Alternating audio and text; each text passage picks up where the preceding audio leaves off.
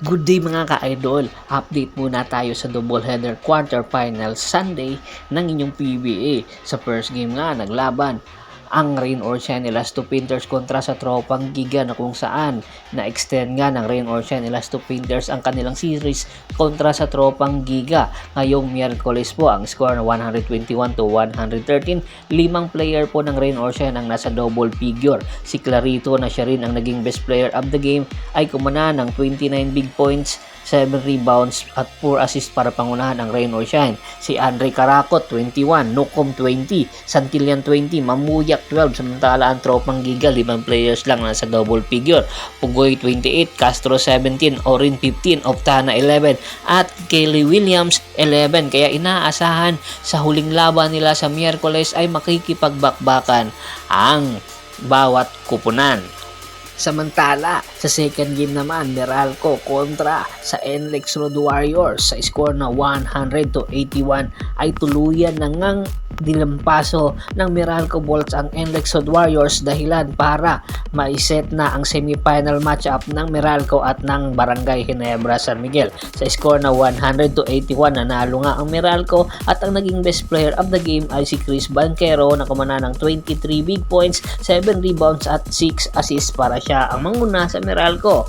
6 na player ng Meralco ang nasa double figure, Hads 14, Maliksi 14, Quinto 13, Newsom 12 at Almasan 10. Samantala ang NLEX 4 na player lang, Bolik 18, Pahardo 15, Herndon 11 at Roger 10. Kaya inaasahan sa match-up nga ng Barangay Ginebra at Meralco Bolts ay napakaganda ng series na yon dahil ang dalawang kupunan ay nagkatakapat na sa final sa mga nakaraan konferensya. Matapos nga ang maagang pagbabakasyon ng Magnolia Pambansang Manok Timplados, tinitingnan na ang pagre-revamp or pagpapalit ngayon ng head coaching ng Magnolia Pambansang Manok Timplados. Ayon nga sa isang ulat, malaki ang tsansa na magre-revamp talaga ang Magnolia dahil ang kanyang mga player ay may na edad na or may mga edad na at kinakailangan na magpabata ng Magnolia kung sakasakali mang manatili si Cochito Victolero. Ayon nga sa isang report, isa sa number 1 option ng Magnolia ay pakawalan na ang kanilang guard na si Gio Halalon. Matagal nang napapaulat na ibibitawan na nga si Gio Halalon. Hindi sinabi po ang ano ang dahilan. Ayon nga sa isang report, pinapalabas lang daw na merong injury si Gio Halalon.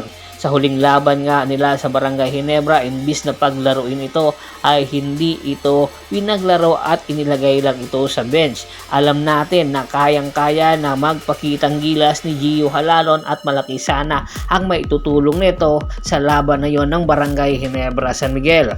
Pag-amin pa sa isang report ay malaki ang tsansa na ito ang plano talaga hindi na paglaruin si Gio Halalon dahil mayroon daw niluluto na isang trade transaction ang Converge Fiber Xers at ang Magnolia Pambansang Manok Timplados. Involving nga dito si Gio Halalon, ito yung kasunod na trade kay Jeric Balanza. Matatandaan, nakuha nga ng Magnolia si Jeric Balanza at doon pa lang sa sitwasyon na yon ay mayroon na palang silang gentleman agreement na posibleng magpakawala ang Magnolia ng player kapalit ni Shawnee Winston. Matapos nga ilagay si Shawnee Winston ng Converge Fiber Xers sa trading block, marami na ang nagka-interest na kupunan. Isa na nga dito ang Barangay Ginebra, pero hindi papayag ang Magnolia dahil uunahan nila ang Barangay Ginebra San Miguel.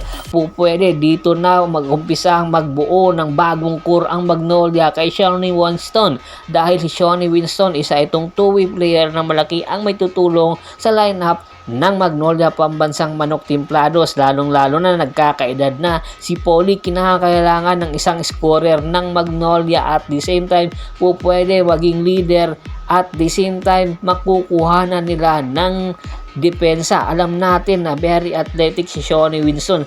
Kinakailangan lang puliduhin ang kanyang performance at malaki na ang may tutulong nito sa Magnolia Pambansang Manok Timplados. Kung sakasakali man magkasundo ang Magnolia at ang Converge Fiber Xers, magkakaroon din ang Converge Fiber Xers ng bagong leader sa katauhan ni Gio Halalon. Malaki ang may tutulong ni Gio Halalon sa Converge Fiber Xers dahil wala pa nga silang matatawag na leader. Dito, pangungunahan ni Gio Halalon na bumuo uli ng Converge Fiber Xers at hopefully daw makakuha ng magandang big man sa number 1 pick ang Converge. At ayon nga sa isang report, target nga kunin si Justin Baltasar at inaabangan na ang mga susunod na moves ng Converge Fiber Xers kung sino-sino pang mga player ang posible nilang pakawalan at idagdag, lalong-lalo na ang kanilang makukuha ay si Gio Halalon.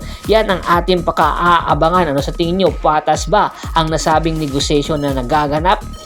Gio Halalon to Converge Fiber Xers at Shawnee Winston to Magnolia. Komento na sa baba ng video at pag-usapan natin yan. Once again, this is Percival Monteron at your service. Don't forget to subscribe my sports channel at don't forget to click the notification bell button para nga maging updated palagi sa kwentuhan. At bago pa man natin tapusin ang ating kwentuhan, shoutout muna tayo sa ating mga solid na followers kay Kagawad Kat sa Kinudukusin ng Hagonoy, Bulacan, Anthony Lucky Alon at sa Lucky Alon family. Marami pong salamat. Ronald Bersubidad, John David Gulapa, Yornel Belches, Julius Roche, Ronald Gato at si Mr. Dennis Lagdaan. Marami pong salamat sa walang sawa niyong pagsuporta. Magbisita na rin po ng Facebook fanpage ko. Paki-like, paki-follow, paki-share. Ganun din po sa YouTube channel ko at sa bagong TikTok channel ko. Hanggang sa muling kwentuhan, maraming salamat po.